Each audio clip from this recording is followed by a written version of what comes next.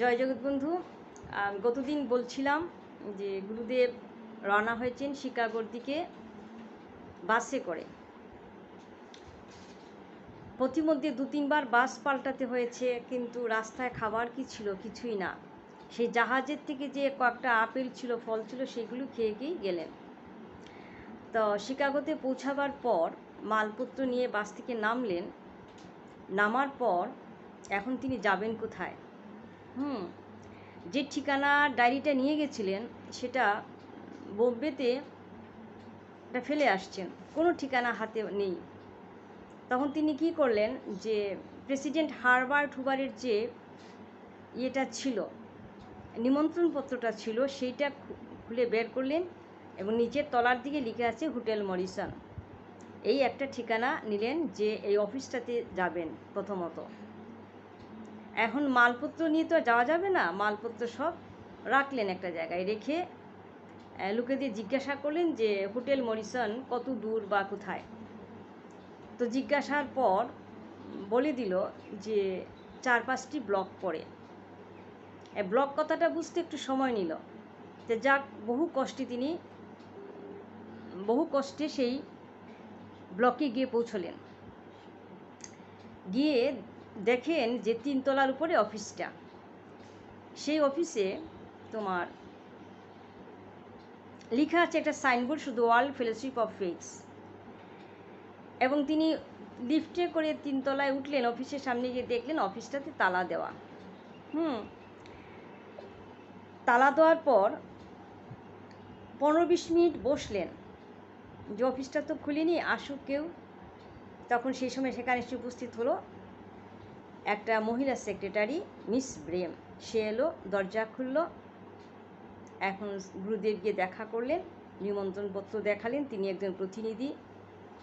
তো সেই miss bream বলল যে ব্রহ্মচারীজি, আপনি তো দেরি করে ফেলেছেন, আমাদের তো অনেক ভালো ভালো সভা হয়ে গেছে, অবশ্য আরও কয়েকটি সভা হবে। তো এই সভার যিনি কর্মকর্তা, যে প্রেসিডেন্ট মিস্টার ওয়েলার, উনি কদিনের জন্য বাইরে গেছেন, তিনি কদিন পরে আসবেন। এই কদিন আপনাকে অপেক্ষা করতে হবে। অবশ্য এই যে প্রতিষ্ঠানের যিনি ম্যানেজিং ডিরেক্টর মিস্টার দাশগুপ্ত, তিনি কিছু সময়ের মধ্যে আসবেন, আপনি ওনার সাথে কথা বলবেন। গুরুদেব বসে আছেন ওখানে যে কখন মিস্টার দাশগুপ্ত আসবে। বেশ কিছুক্ষণ পর মিস্টার দাশগুপ্ত এলেন। গুরুদেব দেখলেন উনি তো একজন ভারতীয় ভদ্রলোক। উনি যে ঢুকেছেন, ওনার মাথায় গান্ধী টুপি, শুভ্র কেশ, আর উনি একজন গান্ধীবাদ বা রবীন্দ্রনাথ ঠাকুরের ভক্ত, নিজেকে গান্ধী বলে পরিচয় দিচ্ছেন। উনি 25 বছর যাবৎ আমেরিকাতে আছেন। ওনাকে দেখে একটু রূঢ় মনে হলো, মানে একটু উদাসীন ভাব, সহানুভূতি সম্পন্ন নয়, এটা মনে হলো। তো উনি এসে গুরুদেবের দিকে তাকালেন, একটা বিরক্তকর ভাব নিয়ে তাকালেন। কারণ এই গুরুদেবের যে একটা নিঃস্ব অবস্থা, বেশভূষাটা কেমন, একটা বৈষ্ণব বেশ, অতি সাধারণ বেশ, এগুলি দেখে ওনার বিরক্ত হলো। কিন্তু যে খদ্দরের পোশাক গুরুদেবের পরিধানে আছে, এটা দেখে মনে মনে একটু খুশি হলেন। কথায় কথায় মিস্টার দাশগুপ্ত শুনলেন যে গুরুদেব কিছুই খাননি 2-3 দিন, শুধু ফল খেয়ে আছেন, ক্ষুধার্ত। এইটা শুনে ওনার একটু দরদ হলো। উনি $5 হাতে দিলেন, দিয়ে বললেন, যান আপনি নিচে গিয়ে কিছু খেয়ে আসেন, আপনি তো কিছু খাননি, খেয়ে আসেন। গুরুদেব নিচে গেলেন। গুরুদেবের পোশাক দেখে যেই দেখে সেই একটা কৌতূহল প্রকাশ করে, একটা অবিস্মিত অবস্থা। যাক, সেখানে গেলে নিচে গিয়ে তিনি দুধ আর কলা খেলেন, খেয়ে আবার উপরে উঠে আসলেন। তো মিস ব্রেম যে সম্পাদিকা, সে কিন্তু একটু সহানুভূতি দেখালো। আর এই গুরুদেবের ভ্রমণ কাহিনীটা, আমেরিকা যাত্রার যে কষ্টের কথা, যে অবস্থায় তিনি প্রতি সব শুনলো, শুনে অত্যন্ত সে দরদি মনোভাব দেখালো, অত্যন্ত সহানুভূতি দেখালো। এখন প্রশ্ন হচ্ছে, গুরুদেব অফিসে দেখা করলেন, শুনলেন যে সভা আরও কদিন পরে হবে, মিস্টার ওয়েলার সাহেব ফিরে আসলে এই কদিন থাকবেন কোথায়, থাকার জায়গা নিয়ে সমস্যা। মিস্টার দাশগুপ্ত মানে কেদারনাথ দাশগুপ্ত, উনি বাংলাদেশের চট্টগ্রামের লোক। উনি গুরুদেবকে বললেন যে আপনি যে আমেরিকাতে আসবেন তার আগে আমাকে একটু জানালে ভালো হতো। আপনি এইভাবে হুট করে এই বেশে এসেছেন। যাক, উনি চেষ্টা করলেন, বিভিন্ন অফিসে বিভিন্ন জায়গায় ফোন করলেন একটা থাকার জায়গার জন্য। অফিসে তো সকলেই ব্যস্ত থাকে, কেউ ফোন তুলে কেউ তুলে না। 2 ঘন্টা ব্যাপী উনি অনেক চেষ্টা করলেন যে কোনো থাকার ব্যবস্থা করা যায় কিনা। কিছুতেই কোনো ব্যবস্থা হলো না। গুরুদেব সেই সকাল থেকে বসে আছেন, বিকাল 4টা হয়ে যাচ্ছে, বসা, এই একটু খেলেন, বেশি তো খাননি, এই একটু খেলেন। তো মিস ব্রেম চিন্তা করে একবার ব্রহ্মচারীজিকে ডাকলো যে আপনি একটু আসুন। একটু আড়াল নিয়ে বলল, আচ্ছা আমার একজন দর্শন অধ্যাপক আছেন, ওনার ঘরে একটা উপাসনার ঘর আছে, আপনি কি সেখানে থাকতে রাজি আছেন?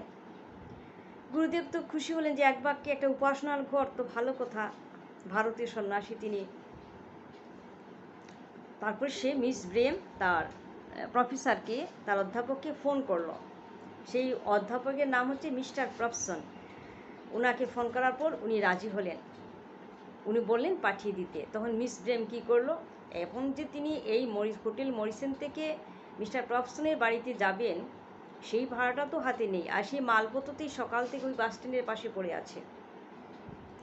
যাক, মিস ব্রেম কী করলো, মিস্টার দাশগুপ্তের কাছে আরও কিছু টাকা চাইলো, চেয়ে একটা ট্যাক্সি ঠিক করে দিয়ে বলল যে মিস্টার প্রফসনের বাড়িতে গিয়ে যাতে গিয়ে পৌঁছে দিয়ে আসে। তো গুরুদেবকে ট্যাক্সিতে তুলে দিলেন মিস্টার দাশগুপ্ত। ট্যাক্সি ওই জায়গায় গিয়ে মালপত্র সব তুলে নিল। এদিকে মিস্টার প্রফসন এবং মিসেস প্রফসন তারা গুরুদেবকে বরণ করে নেওয়ার জন্য তাদের গেটে অপেক্ষমান রইলেন। যথাসময়ে গুরুদেব গিয়ে পৌঁছলেন ওদের বাড়ির দরজায়। তারা অতি আগ্রহে এগিয়ে এসে মিস্টার প্রফসন আর তার ওয়াইফ মিসেস ট্যাক্সি থেকে মালপত্র নামিয়ে নিল, নিয়ে তারা খুব সাদরে বরণ করে তারা তাদের গৃহে নিয়ে গেল। মিসেস প্রফসন অত্যন্ত ভদ্র, খুব সুশ্রী দেখতে, মমতাময়ী, ঠিক মায়ের মতো। তারা সোজা নিয়ে চলে গেল তাদের উপাসনার ঘরে, গিয়ে বলল, ব্রহ্মজয়জি আপনি এখানেই বিশ্রাম করবেন, আপনার থাকার জায়গা এটা, আপনি বিশ্রাম করুন, যখন আহারের ডাক আসবে, আহারের সময় হবে আপনার ডেকে নেব। এই বলে তারা তাদের ঘরের দিকে চলে এলো। গুরুদেব সেখানে থাকলেন। ঠিক 7টার সময় তারা ডাক দিল খাবার টেবিলে। টেবিলে বসলেন গুরুদেব, খাবেন। কি দিল খেতে? আলু সিদ্ধ, টোস্ট, পাউরুটি, দুধ, কলা এসব খেতে দিল। আর পাশের টেবিলে বসলো মিসেস প্রফসন, মিস্টার প্রফসন এবং মিস্টার প্রফসনের বন্ধু মিস্টার কনস্টান্টিন বসলো। তো 3 দিন পর গুরুদেব একটু সলিড ফুড পেলেন, কিন্তু কথায় কথায় বেরিয়ে পড়লো গুরুদেব এতদিন প্রায় উপোস বলতে গেলেছে, একটু ফল খেয়ে গিয়ে থাকা যায়, এতদিন ছিলেন। এতে তার অত্যন্ত মনক্ষুণ্ণ হলো যে ব্রহ্মচারীজি আপনি এসেই তো আমাদের বলতে পারতেন আপনি এতদিন কিছু খাননি, তাহলে আমাদের এত দেরি হতো না। আর মিস্টার কনস্টান্টিন উনি প্রথম দর্শনে উনি এসেছেন, এসে একগুচ্ছ গোলাপ দিয়ে গুরুদেবকে বরণ করে নিয়েছে এবং একটা বন্ধুত্ব সৃষ্টি হয়েছে। তা আমরা আগামী দিনে শুনব যে মিস্টার প্রফসন গৃহে গুরুদেব এত আদরে তারা বরণ করে নিল কেন। এটাই ভগবানের কর্তৃক নির্দিষ্ট হলো গুরুদেবের থাকার ঘর। প্রায় 3 বছর ওই বাড়িটাতে ছিলেন। আর মিস্টার কনস্টান্টিনের সঙ্গে গুরুদেব একটা খুব বন্ধুত্ব হয়, সেটা আমরা ক্রমশ শুনতে পাবো। তা আজকে এখানেই রাখি। গুরুদেব পৌঁছালেন, গিয়ে একটা থাকার জায়গা ঠিক হলো, প্রফসন গৃহ, এবং এই গৃহে 3 বছর থাকবেন। আগামী দিন এই গৃহে থাকার কিছু বর্ণনার কথা শুনব।